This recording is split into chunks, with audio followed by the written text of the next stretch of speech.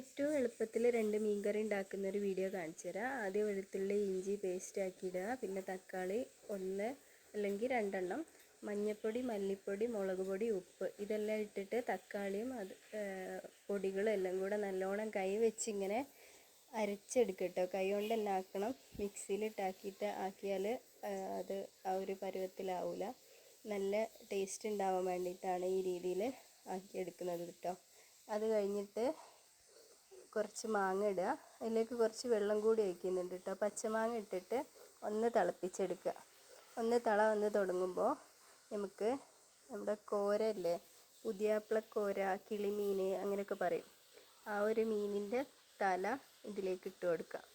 അല്ലെങ്കിൽ മീനിനായാലും കുഴപ്പമില്ല. ഞാനിപ്പോൾ മീനിൻ്റെ തല ഉള്ളതുകൊണ്ട്, വലിയ മീനായതുകൊണ്ട് തല കളയാൻ തോന്നുന്നില്ല. അപ്പോൾ ഞാൻ എന്ത് ചെയ്തു, ഇങ്ങനെ കറി വെക്കാമെന്ന് കരുതി ആ തല 5-6 എടുത്തിട്ട് അത് ഈ കറിയിലേക്ക് ഇട്ട് കൊടുക്കുകയാണ് കേട്ടോ ചെയ്യുന്നത്. അത് ജസ്റ്റ് ഒന്ന് തളിച്ചാൽ മതിയാവും. ഇത് പെട്ടെന്ന് തന്നെ വെന്ത് പോകുന്നൊരു ടൈപ്പാണ്. അപ്പോൾ അതിൻ്റെ മീൻ ഇവിടെ ഞാൻ പൊരിക്കാൻ വെച്ചിട്ടുണ്ട്. മക്കൾക്ക് പൊരിക്കുകയും ചെയ്യാമല്ലോ എന്ന് കരുതിയിട്ട് അങ്ങനെ എടുത്തതാണ് കേട്ടോ.